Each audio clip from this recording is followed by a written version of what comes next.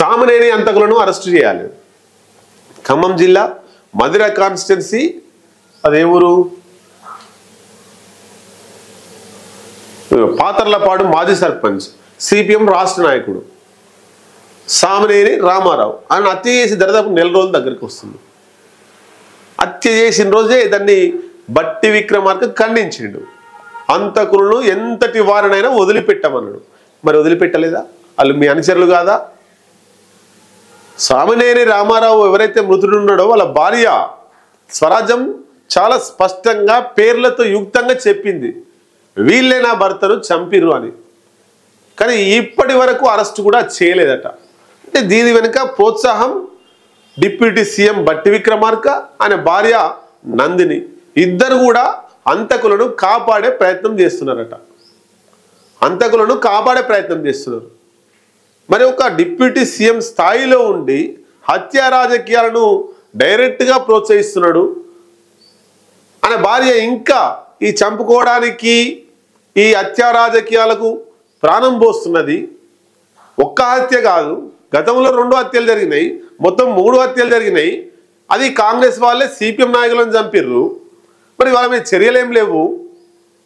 ఒక deputy CM ఇలాకాలోనే గట్లా జరిగితే రాష్ట్రంలో సామాన్య ప్రజలకు న్యాయం ఎట్లా జరుగుతుంది అనేటువంటిది సిపిఎం నాయకులు చాలా స్పష్టంగా ప్రశ్నిస్తున్నారు.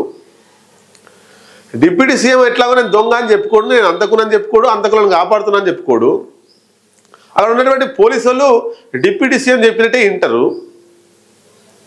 ఇదంతా చూస్తున్నప్పుడు మరి ముఖ్యమంత్రి ఏం చేస్తున్నాడు అంటే, ముఖ్యమంత్రి ఒకవేళ బట్టి విక్రమార్కను ఏమైనా గెలిగితే ఆయన సీఎం సీట్కి ఏమైనా ప్రమాదం వస్తుందని బట్టి విక్రమార్కను కూడా కాపాడే ప్రయత్నం చేస్తున్నాడా, లేకపోతే బట్టి విక్రమార్క సంబంధించి ఆయన నిజాయితీగా ఉన్నాడా అనే పేరుకు బదనాం చేయాలని చూస్తున్నాడా?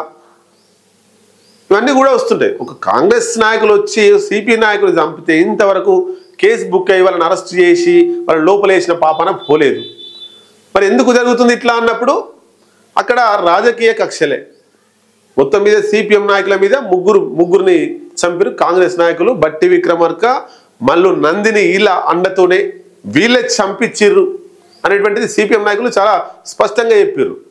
ప్రెస్ ముందు చెప్పిర్రు, మీడియాలలో చెప్పిర్రు, అనేక రకాలుగా వేదికల ద్వారా ఆ పాతర్లపాడులో పెద్ద మీటింగే పెట్టిర్రు.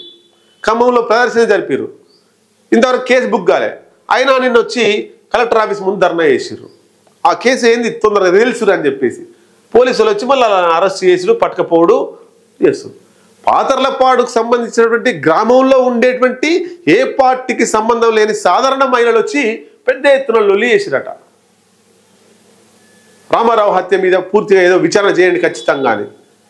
ఏ పార్టీకి సంబంధం లేని వాళ్ళు వచ్చి మహిళలు కూడా నిరసన వ్యక్తం చేస్తున్నారంటే ఎందుకు పట్టించుకుంటలేరు పోలీసులు? అయినా సిపిఎం నాయకులు కూడా ఏం చేస్తున్నారని అడుగుతున్నాను నేను.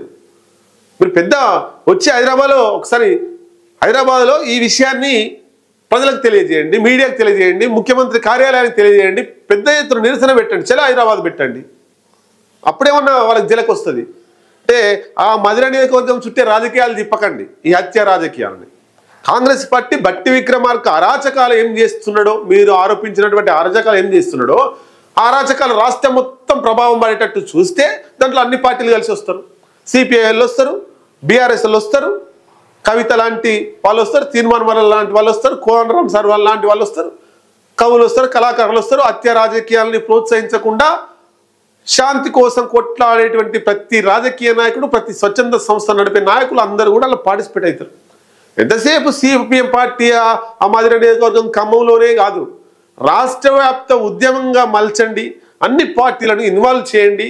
అప్పుడు బట్టి విక్రమార్క కాదు, బట్టి విక్రమార్క అయ్యా కూడా దిగి వస్తాడు. అది చేయండి.